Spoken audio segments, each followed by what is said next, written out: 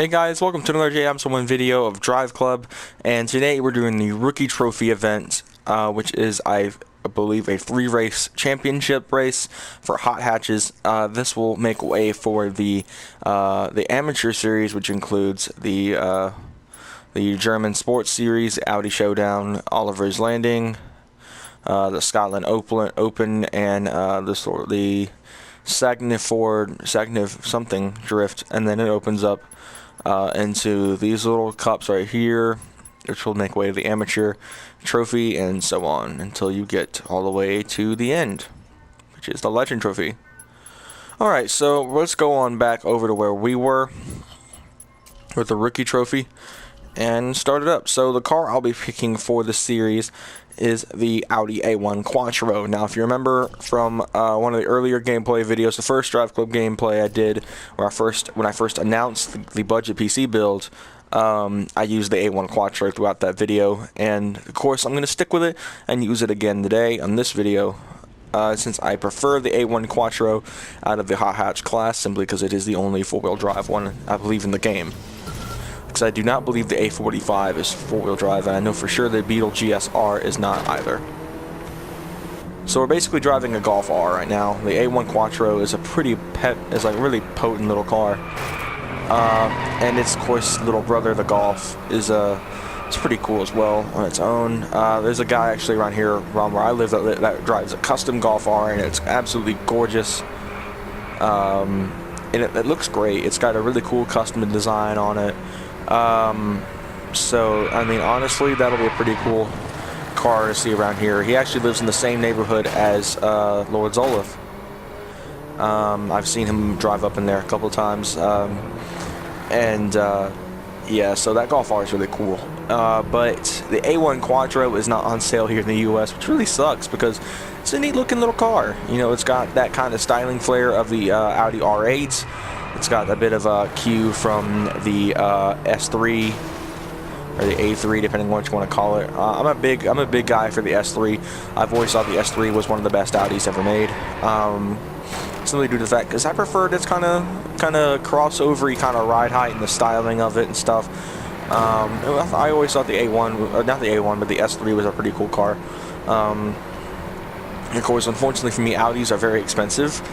So when I was shopping for my first car, I couldn't find an S3 that was in good shape. Holy crap, we really got out. I believe the A4, which I believe is on sale here, was actually a option as well, but it was a wrecked one with the 1.4 liter turbo. At least I think it was a 1.4 liter. It may have been the 2 liter turbo, but a little 4-cylinder. It wasn't too much to brag about. And I was like, awesome, Mom, this is an Audi for under $7,000. And my mom was like, no way. And we looked up the VIN number on it, and sure enough, it was crashed. It was damaged heavily. It was in need of, it was fixed, quote unquote. We all know insurance companies like to take the cheap route if you get into a crash. Even if they fix it for free, it's a really bad fix. Yeah, I cut that corner pretty bad. That was a very bad idea. Get out of here, you stupid Golf. No, get back here.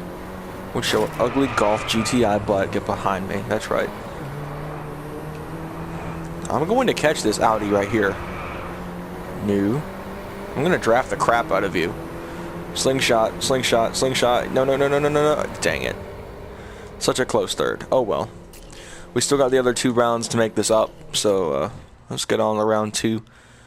I finished in the top 3, which is good enough.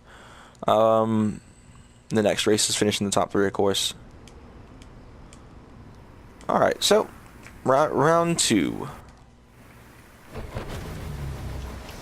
Got the Golf GTI right next to us.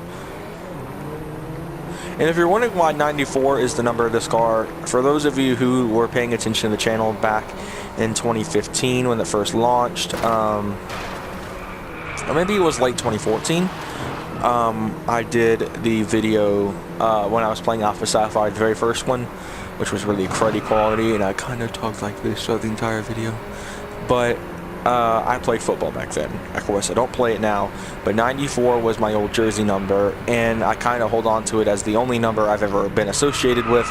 So anytime anyone asks me to put a number on something, I usually will put 94, since it's the only number I've actually associated with anything. Of course, 42 was the other number I wore in football back in freshman year. I wanted 43, but they never had a 43 jersey until the last week of the season. And that was the only time I got to wear 43 because 42 was missing. Yeah, pretty confusing, right? But, you know, now I prefer 94 as my main number. And so that's why 94 is the number of my Audi A1. And any other car I've driven in this game. This is difficult. That guy is taking the exact line I would take. It's making it so difficult for me to get around.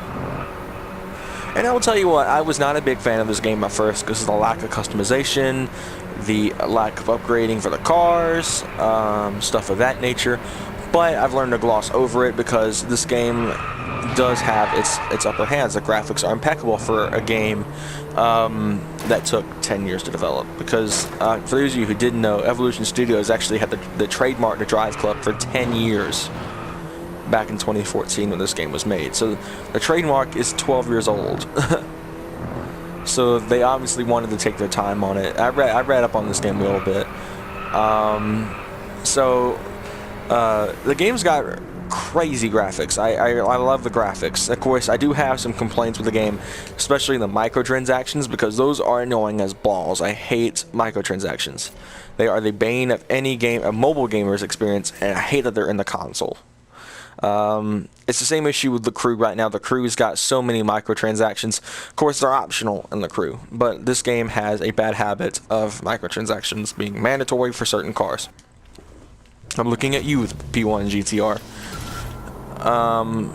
So the selection of cars you can actually get just through the game, it's not very much. And the Golf GTI, a ton of the car, which is building up half the fleet of the cars I'm up against right now, is actually one of those cars you have to buy. The Honda Civic Type R is in there, and that would have been a really cool car to drive right now because I love the Civic Type R. Anything with a Type R name in it that's built by Honda, I love. The NSX Type R, the Integra Type R, especially the Integra Type R. If you've watched any of my other gameplay videos, all I do is just wish the Integra was in video games. I know Forza did have the Integra in it. I don't know if the Apex version for PC had it, but I do know that Horizon 2 had it, and the Xbox One release of Forza 6 had it. And I'm hoping that Horizon 3 keeps it, because if it doesn't, I swear I will have a massive talk with Playground Studios. I swear. The Integra is by far my favorite and what I believe to be the best JDM car of all time.